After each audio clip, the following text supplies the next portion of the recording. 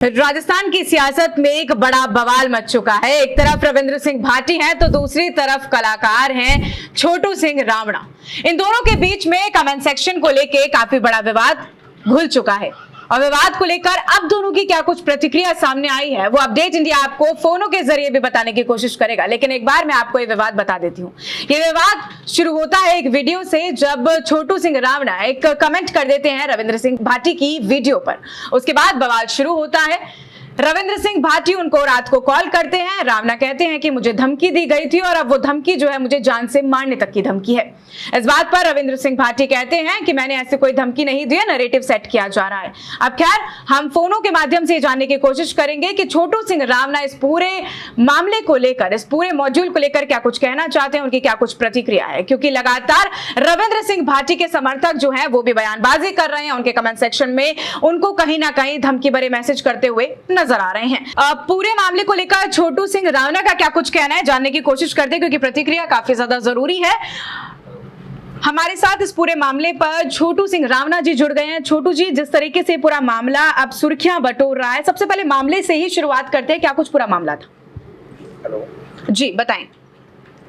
जी, मैंने क्या ये कमेंट किया, मैंने किसी वीडियो के नीचे, जी कोई बच्चे का वीडियो था, उस वीडियो के नीचे मैंने कमेंट किया कि बेटा अगर आप रील स्टार होते तो सारे नेता आपके पास होते।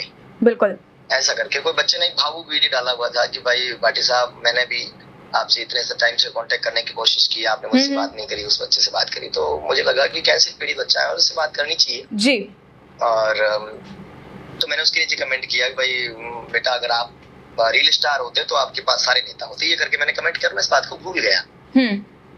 पर जब मैं कार्यक्रम में मंच पे गया तो रात को 11 बजे मेरे नंबर पे पहले उन्होंने कॉल किया। मैंने अटेंड नहीं किया क्योंकि मैं रात को कॉल अटेंड नहीं करता हूँ मंच पे। तो मेरे भाई के फोन पे कॉल किया उन्होंने जी और फिर मेरे से बात करी, बोले इमरजेंसी काम है। मुझे पता नहीं था भाई ऐसी कोई बात है या ऐसी कुछ बात, मैं तो इस चीज को भूल गया। इतना बड़ा ना कमेंट कुछ किया मैंने जिसके बारे में मुझे सोचना पड़े। उन्होंने फोन करते सीधा ये बोला, आपने कमेंट कैसे करा? मैंने कहा क्या कमेंट किया? तो आप सोच समझ के कमेंट किया करो। पर आपने जिस तरीके से बताया, जी जी बताएं। उसने झूठ बोला है, मैंने उसके पिताजी से बात करी है, ऐसा कुछ बोला। मैंने कहा वो तो आपका मैटर है, आपने उससे बात करी होगी, झूठ बोला होगा, मुझे नहीं पता। मेरे सोशल मीडिया में जो सामने आया उसके नीचे मैंने प्रतिक्रिया दी। पर इस पूरे मामले को लेकर आपको ऐसा क्यों प्रतीत हुआ या ऐसा कैसे लगा आपको कि वो आपको धमकी दे रहे हैं अप्रत्यक्ष तौर पर? आपको जो कहा ना, उन्होंने कहा मैंने 2 बार तो आपको छोड़ दिया, इस बार आपको छोड़ूंगा नहीं। जिस प्रकार से आप कर रहे हो ना ये ठीक नहीं है, ठीक है ना? तो मैंने बोला ठीक नहीं है तो आप अपने हिसाब से करो। तो बोले कोई नहीं, आप अपने हिसाब से करो, हम क्या करते हैं वो हम देख लें। हमको सब आता है, कमेंट करवाना आता है, सारी चीजें करनी आती है। तो मैंने कहा करो आप, जो सारी चीजें आपको करवानी आती है तो वो आप करो। तो मैंने कहा मैं अभी कार्यक्रम पे हूँ, आप आराम से मुझे कार्यक्रम के बाद कॉल करना। तो क्या आपको लग रहा है कि वो आपको जान से मारने की धमकी देने की कोशिश कर रहे थे? हाँ, वो मुझे डराने की ही कोशिश कर रहे थे। जान की धमकी होती है जब आपको वो ये कह दे कि भाई तूने मेरे खिलाफ गलत किया और मैं तेरे को देख लूंगा, तो ये जान की ही धमकी होती है। जान जाने में कुछ समय थोड़ी लगता है। पर जी जी जी, आपका एक लेटेस्ट वीडियो भी आपने अभी इंस्टाग्राम पर अपलोड किया। आपका कहना था कि ये विवाद आज का नहीं है, इससे पहले भी कई बार रविंद्र सिंह भाटी मुझे धमकी देते हुए नजर आया। क्या पहले से कहीं अनबन आप लोगों के बीच में चल रही थी? पहले से अनबन तो मेरी कुछ नहीं थी, यही मेरे से अनबन कर रहे थे। इलेक्शन के टाइम जब कोई बात हुई थी समाज के खिलाफ तो मैंने जरूर कहा था कि मैंने कहा हम समाज वाले इस प्रकार से बहिष्कार करते हैं। और ये जब हुआ था तो उन्होंने अपनी प्रतिक्रिया दी। उसके बाद समाज सब राजी था, कुछ था, कोई बात नहीं। उसके बाद मैंने एक वीडियो डाला था जो रोड के लिए था। तो ये था कि भाई ये रोड टूटी हुई है, वो किसी एक नेता के लिए था ही नहीं, तो सारे राजस्थान के नेताओं के लिए था। ये मंदिर जा रहा है, प्रसिद्ध मंदिर है, इसकी रोड टूटी हुई है, बनवाओ। ये प्रतिक्रिया थी।